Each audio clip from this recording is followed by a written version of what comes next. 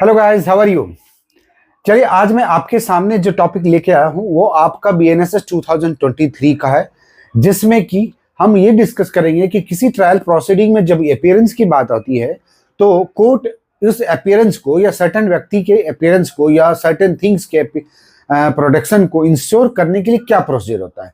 तो आज का जो टॉपिक है वो basically with regard to appearance of persons, right. तो चलिए, प्रोसीड करने से पहले मैं आप लोगों को बता दूं कि पिछले वीडियो में हम लोगों ने क्या डिस्कस किया था। एक कोर्ट में प्रोसीडिंग जब होती है तो सबसे पहले चार्ज फ्रेम किया जाता है, करेक्ट।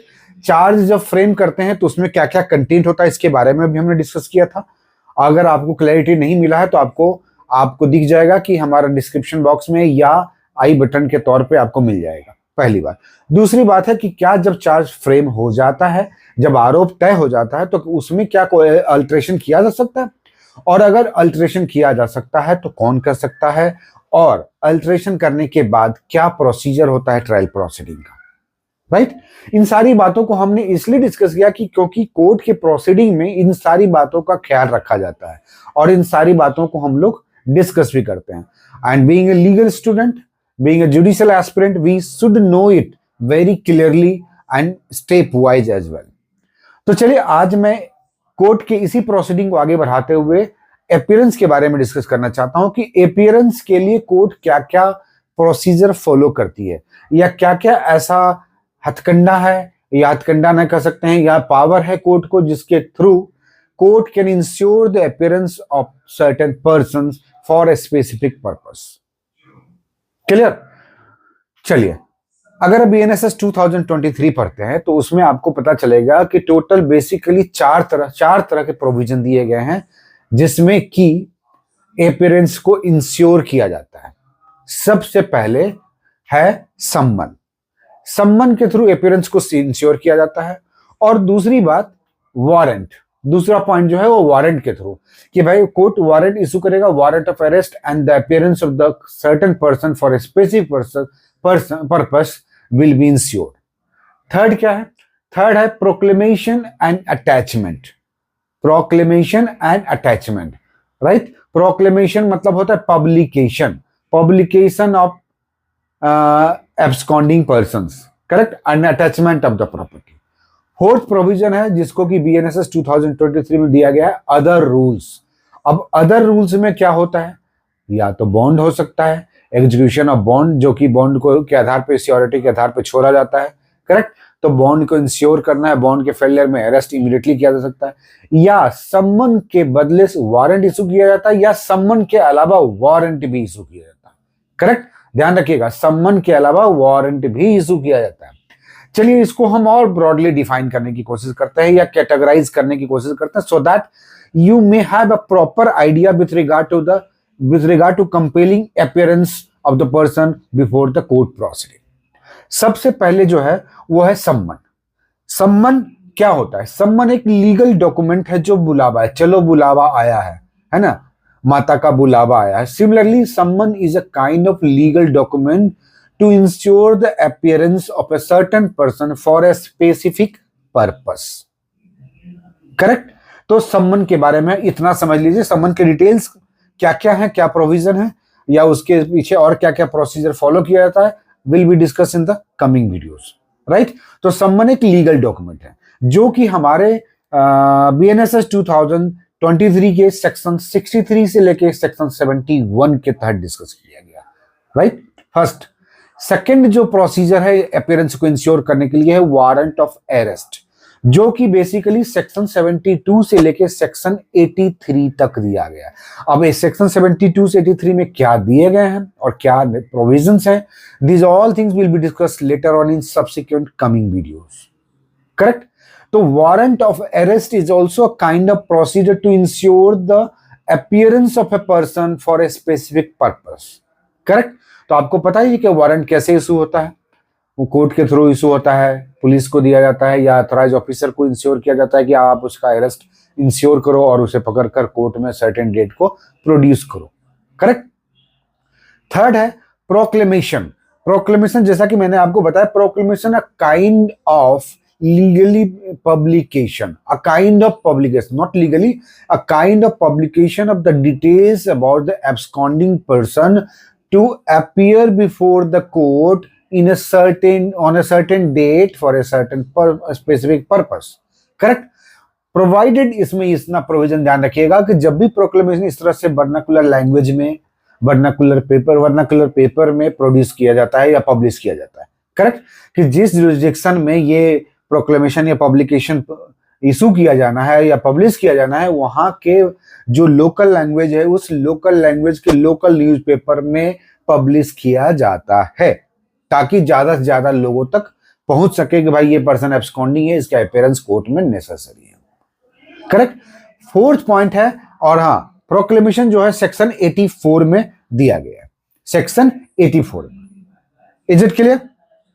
अभी तक आपको इतना क्लियर होगा कि summon, warrant of arrest and proclamation, summon, warrant of arrest and proclamation, these three procedures are given there in BNSS 2023.